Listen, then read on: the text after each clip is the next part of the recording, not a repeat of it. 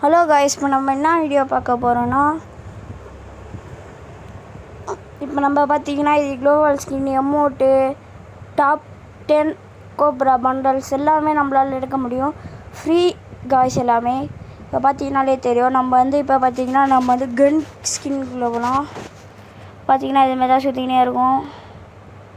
நீங்கள் ஒரு Mano, se seu celular trava muito, se seu celular tá naquela lentidão, galera, eu vou recomendar um aplicativo muito bom, Nova Security, galera.